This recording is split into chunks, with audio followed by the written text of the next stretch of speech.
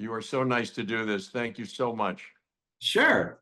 Thank you for taking the time. I really appreciate it. My pleasure. My pleasure. I can't wait to see you and everybody else around there when we make our way over. That's great. You know, I have to tell you, I grew up down the hill from you on Pinewood Drive in West Homestead. Wait a minute. Wait a minute. Where exactly did you grow up? Tell me. I grew up like down at the bottom of the hill on Pinewood where Edgewood intersects Pinewood. I'll be a ring-tailed monkey. That's fantastic. I dream about, that area and, have a hankering to go back there here and there, just like that movie Trip to Bountiful. Isn't that something? Let's talk about your music. And Okay. I assume you took like piano lessons as a kid growing up. Yeah, not far from you at the house.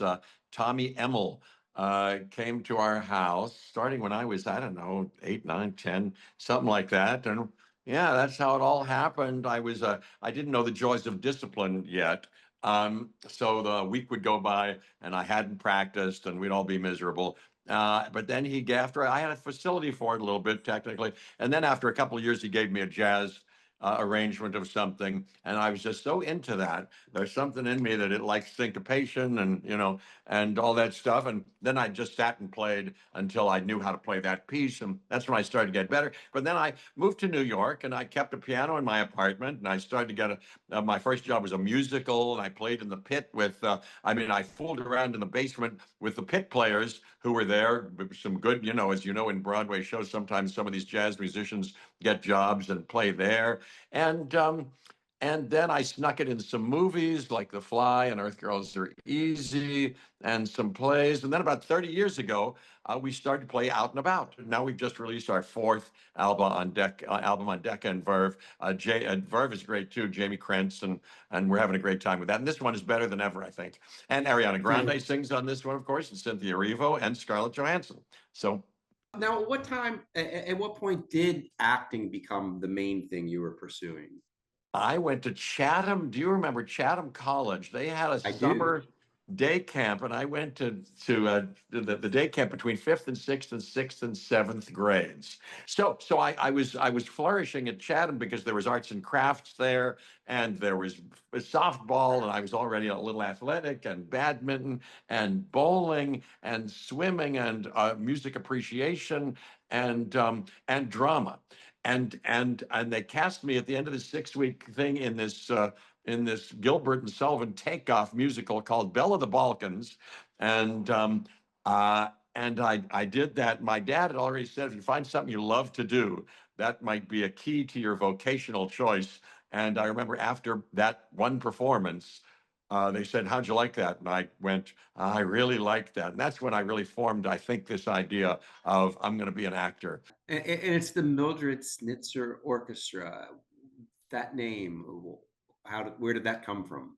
Mildred Snitzer was a real wonderful person, a lady who was a friend of my mom's, Shirley Goldblum, and she would come over once a week and have dinner. And she was an unusual kind of free-spirited character, and she lived to be 104, I think.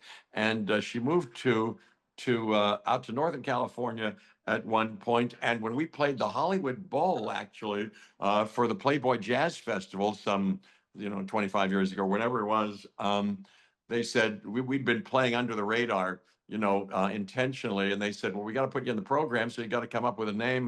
Do you have a band name? And it occurred to me in a day that, hey, that's a funny, interesting name, and we'll call ourselves an orchestra. We're not really an orchestra, but that's stuck ever since. We're the Mildred Snitzer Orchestra. And she came. We were playing a gig in L.A., I think, one time, and somebody said, "Hey, guess who's here? Mildred Snitzer." She was wearing a sequined gown, and she came and was dancing to our music. And I think that's the last time I saw her. That is great. That is Yeah, amazing.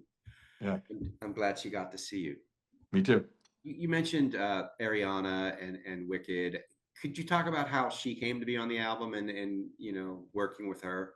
Yeah, well, we always want to record more, and we're always developing a kind of a keener and more fun way of recording because I really love that too.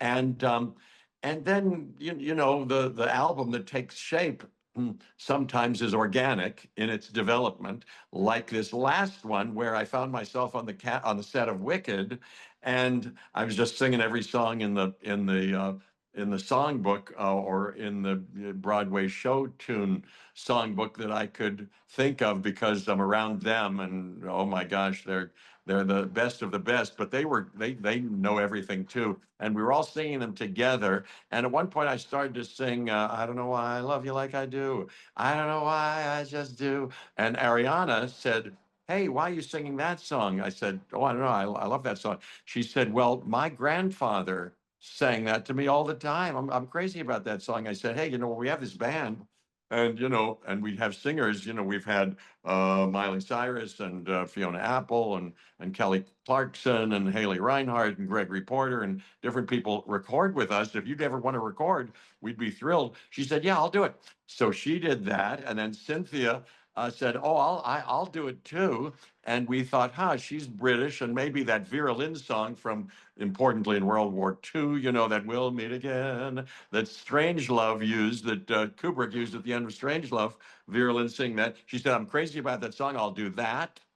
And then Scarlett Johansson, I was at we've done a couple of Wes Anderson movies together, and we were at a premiere in New York City of Asteroid City. And she and I were talking. She said, "Oh yeah, you have that band and music." I said, "Yeah, if you want to record something." She said, "Yes, I would." And she got the idea. She said, "Hey, how about that song, out of the tree of life, I just picked me a plum." She said, "I like that, and maybe we could do it bossa nova." I said, "That's right up my alley." And Alex Frank, who's the musical director, creative director, and Joe Bagg, who is his co-arranger, made arrangements for all those songs, and that's how it happened. That's amazing. It Yeah. was so good to talk to you, Jeff. I It's really great to appreciate you talk to taking the you. Are you time. going to come to the show when we're there? I am, yes. I hope I see you, and we get to shake hands. That'd be great. All right, great talking to you.